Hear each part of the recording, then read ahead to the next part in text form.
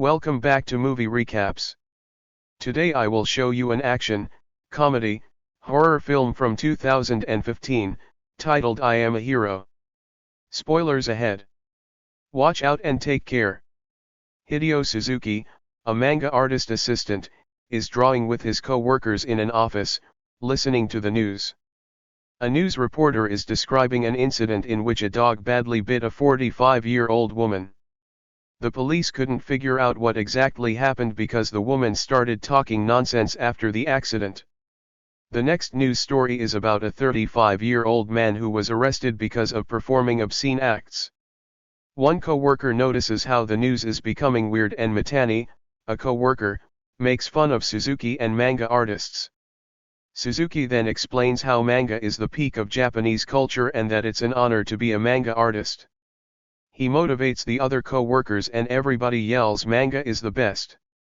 Night comes and Suzuki arrives home. In his apartment, he watches TV with Teko, his passive-aggressive girlfriend, and draws. He looks at his manga award and motivational quotes like, "The Steve Jobs of manga world" and "The road to manga is harsh." Suzuki looks for inspiration for his next comic, so he takes a rifle from his cupboard and looks at himself in the mirror.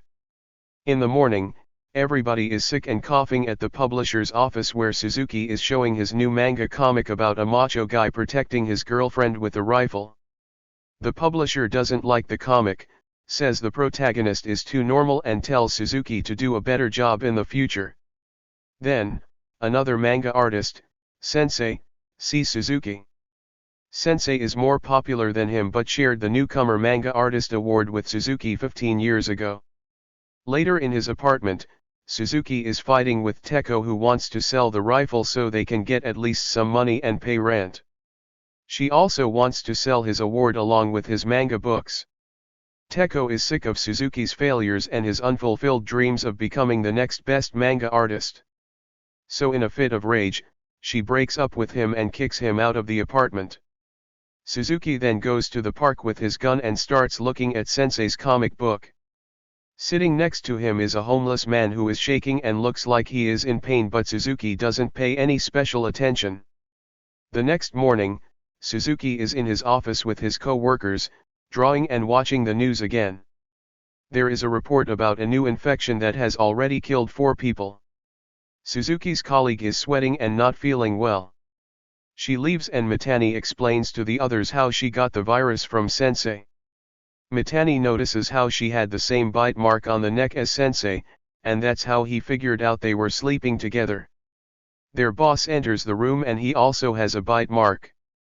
They are confused and ask him about the deadline but don't notice his eyes getting darker. Later, everybody is asleep at the office when Suzuki's phone suddenly rings. It's Teko who apologizes for last night and wants to continue their relationship. While talking on the phone, helicopters pass over the city, but Suzuki is too focused on Teko and doesn't pay attention, again. He immediately goes to Teko's flat, bringing her favorite snack, and begs her to open the door. Nobody answers, so he tries calling her on the phone. Suzuki peeks through the letter slot and sees Teko lying on the bed. Suddenly she gets up, making weird movements, and drops on the floor. Next thing we know, she's having a seizure while her body morphs unnaturally, like a demon during an exorcism.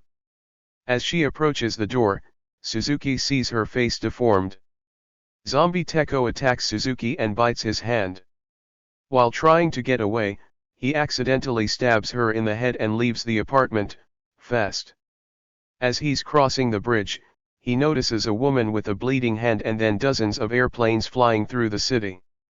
When he returns to the office, Suzuki sees Mitani standing next to the TV with his back turned.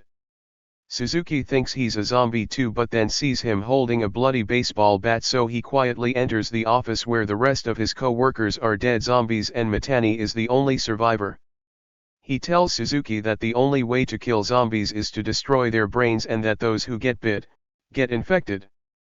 But turns out, Mitani is bitten too, and when he starts turning into a zombie, he kills himself, screaming that the era of underpaid workers has arrived since all their bosses are now dead zombies. Another infected co-worker arrives and Suzuki quickly leaves the office. In the streets, half the people aren't even aware of what's going on. Some are walking casually down the street while others are running. Within a few minutes, people start realizing that demonic-looking zombies are among them. Some start to run while others fall prey to the hungry zombies. Suzuki desperately approaches a police officer, but the policeman is a zombie too and starts chasing him. Suzuki's running away as fast as he can when suddenly, he stomps on a large group of people running in one direction. Cars are bumping into each other, city buildings are burning, and people are getting run over by ambulance cars. In all that mess, Suzuki notices a cab driver who's sleeping in the taxi and is completely unaware of the zombie apocalypse. Before entering inside, Hiromi, a high school student, approaches him. She wants to get into the taxi as well, but a zombie talking on the phone attacks them. Suzuki imagines he's taking out his rifle and aiming at the zombie, so he's standing frozen shooting with his fingers instead. At the same time, a man in a suit wants to take their taxi. They start to bang on the car windows and luckily manage to get into the taxi as well, instructing the driver to drive toward the countryside. On the CAT TV, the news reports the attacks as riots. It's obvious that nobody has answers. So they switch to Tokyo TV and see an anime cartoon being broadcast. Suzuki thinks Tokyo is safe because they are showing anime, but soon the channel ends the cartoon and starts reporting the attacks. As they are watching, the guy in the business suit is talking on the phone, instructing someone to shoot everyone, even the Prime Minister if necessary. When he hangs up, he starts complaining about the poor and suddenly reveals a bite on his arm. His blood vessels quickly turn black. He's turning into a zombie while saying, "Hey poor people, give me a tissue." The taxi driver isn't aware that the businessman is turning into a zombie, so he gives him a tissue. The new zombie then bites him and then complains about poor people's meat quality. The driver opens the car door and Suzuki manages to push out the zombie. Everybody takes a sigh of relief when the taxi driver's veins start turning black too. He starts telling them how he was an excellent taxi driver for 30 years with no car accidents. Then, gets angry about it and starts driving like a madman. Hiromi goes to the back seat and it's lucky she does because the taxi driver soon starts attacking them. Suzuki and Hiromi put on their seat belts because the car is going at a high speed. Soon, they crash into another car and start tumbling. When Suzuki wakes up, the car is turned over but Hiromi is alive. When they leave the car, they see how the entire road is blocked because of a massive car collision. All the cars are empty and there's nobody on the road, so Suzuki and Hiromi sit on the sidewalk and start browsing the internet to find out what's going on. They read how the virus's name is ZQN and how it corrupts the personalities and bodies of the infected, causing body disparities. They read a theory that the virus will die if you climb Mount Fuji when the phone's battery dies. Night comes and they find an abandoned house to sleep in. While they are eating the melon bread Suzuki bought for Teko, they start talking about Suzuki's rifle. He tells Hiromi he didn't use it because taking out a rifle in public is against the law. He sees it more as a protection charm. Hiromi then says she also has a protection charm, her earphones. They start listening to music and she opens up, telling Suzuki she feels safe with him. When they wake up the next morning, Suzuki stares at her while she's sleeping. He likes her even though she's underage. But he notices a bite mark on her neck and takes out his rifle to protect himself. Hiromi then explains how she was bitten by her neighbor's baby 2 days ago and that ZQN can spread through breast milk, so she's probably infected. Hiromi doesn't mind Suzuki killing her cause she's got nothing left in this world anyway, but Suzuki refuses and tells her he was bitten too. He takes the rifle and swears to protect her until they reach Mount Fuji, hoping to kill the virus. They start their scary adventure and pass through a forest when Hiromi starts feeling unwell. She asks Suzuki to leave her cause she doesn't want to eat him. As a farewell gift, she gives him the earphones for good luck and begs him to leave as she starts turning. Suzuki starts running through the forest and approaches a man he notices from afar. But, the man is just another zombie. The zombie attacks Suzuki and is close to devouring his face when Hiromi arrives out of nowhere, kills the zombie, and saves Suzuki. With a half-demonic, half-human face, she starts taking out the zombie's body parts but doesn't hurt Suzuki. Instead, she helps him get up. Next thing we know, Suzuki and Hiromi are sitting near a trailer park, and Suzuki's searching for canned food. Half-zombie Hiromi is not speaking and it's obvious how she has certain zombie instincts. Still, she isn't a threat to Suzuki, so they continue their journey to Mount Fiji together. A few days pass and Suzuki, now with a fully grown beard, is carrying Hiromi on his back when he finds a shopping cart on the forest road. Even though he doesn't find food, he puts Hiromi in the cart and starts walking toward Fuji Outlet Park. When they arrive, the entire outlet is empty. In one of the outlets, he tries out jackets when the zombie store manager attacks him. Hiromi is sleeping so she can't save him, but another woman wearing a mask, Tsugimi Oda, kills the zombie with an axe. She starts looking at weird sleeping Hiromi when other masked people arrive and start asking questions about the two new people.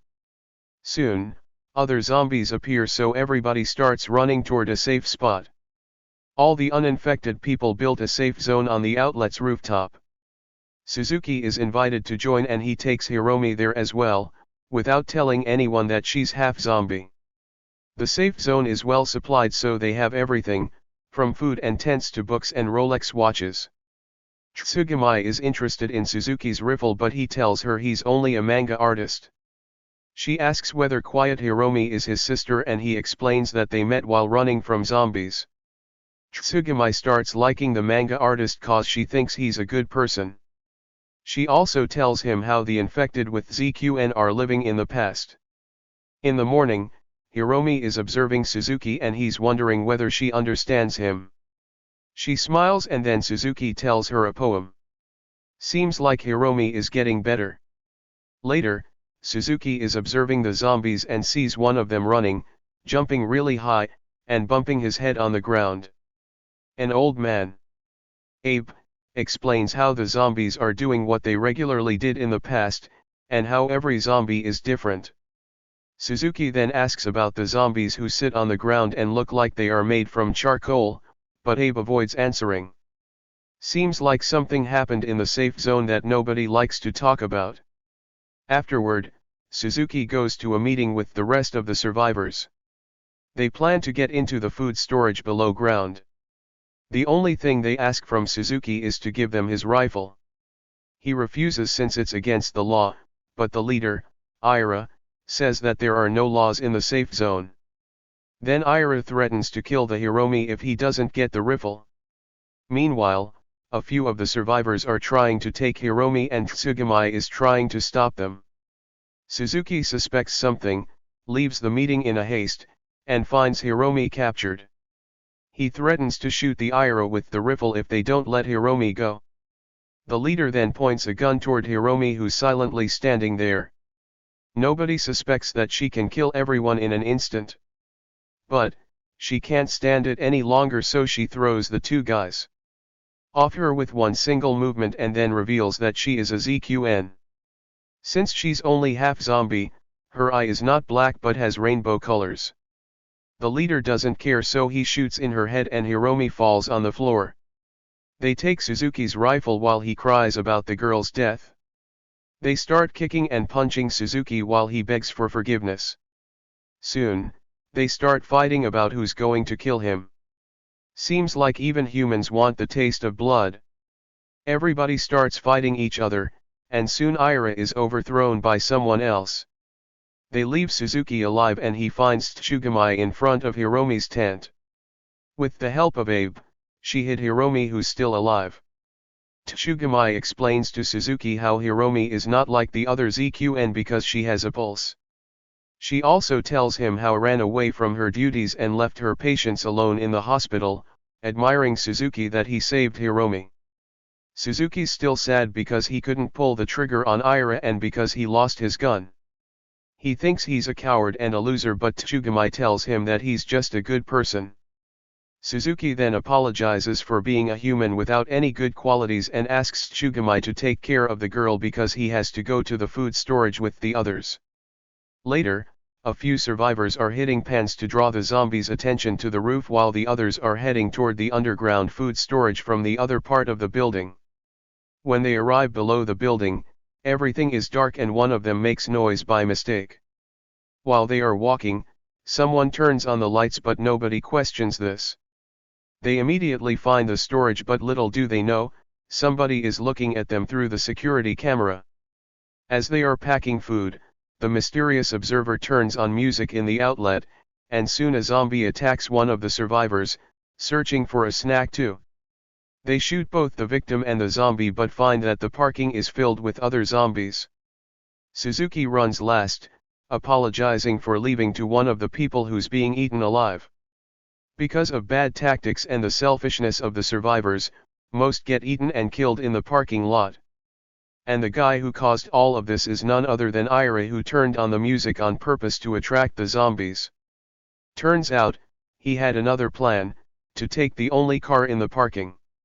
In that chaos, Suzuki hides in a storage locker.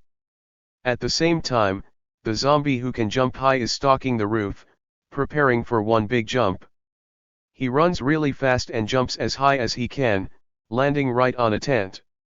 One of the survivors soon notices the zombie starting at her and freezes. The zombie eats her and instantly attacks another woman, squashing her head with his bare hands. Ira is looking at security tapes and enters a passkey, allowing more zombies to enter inside. Suzuki is still hiding when he hears on a walkie-talkie that a zombie killed almost everyone on the rooftop. Tsugamai is scared to death on the roof where she's hiding with Hiromi, so she desperately asks for help on the walkie-talkie. Nobody answers cause they are either hiding or being eaten. Suzuki is still hiding in the locker, going through scenarios in his head about escaping and killing the zombies which surround him, but in every hypothetical situation he ends up being killed. His fear and imagination are getting the better of him, so he decides to stay in the locker, but he hears Tsugamai crying on the walkie-talkie, reminding him of Hiromi. He knows he must overcome his fear, so he starts yelling and gets out of the locker. Suzuki immediately gets attacked by a zombie that bites him. But luckily, he is wearing 10 Rolex watches on his wrist and the zombie doesn't infect him. Suzuki then takes the walkie-talkie and tells Tsugamai he's on his way. But the two of them decide to meet at the parking lot and take one of the cars. As Suzuki is fighting zombies with his clever tactics like putting rice on the floor so the zombies slip, Tsugamai is carrying Hiromi on her back going toward the parking lot. When she arrives, he finds Ira, who wants to make love with her and leave Suzuki behind. But Ira is also bitten, so he quickly turns into a zombie. Tsugamai starts running with Hiromi on her back, but luckily Suzuki comes and saves them. He found the rifle and blows Ira's brains. Soon after, they see a large group of zombies chasing after aid. The survivors get surrounded by zombies and nobody knows what to do. But Hiromi starts talking for the first time, telling Suzuki how feels okay when she's with him. He then gets motivated and starts shooting as much zombies as he can. In the end, only Suzuki, Hiromi, and Tsugamai survive. They manage to kill all the zombies except the athlete zombie who jumped on the roof. There's only one bullet left, but Suzuki manages to shoot the zombie in the head. Since the zombie's head is already squashed, he doesn't get affected by the bullet. Instead, he goes right toward Tsugamai and Hiromi. But the hero doesn't give up, so uses the rifle like a bat and this time destroys the zombie's brain for good. The three leave the outlet, surrounded by a river of dead zombies. In the car, Tsugamai lights up a cigarette and turns on music while Suzuki is wondering whether he'll turn into a zombie himself. And after all that, still doesn't think he's a hero. Thanks for watching Asian movie scenes. Have a great day.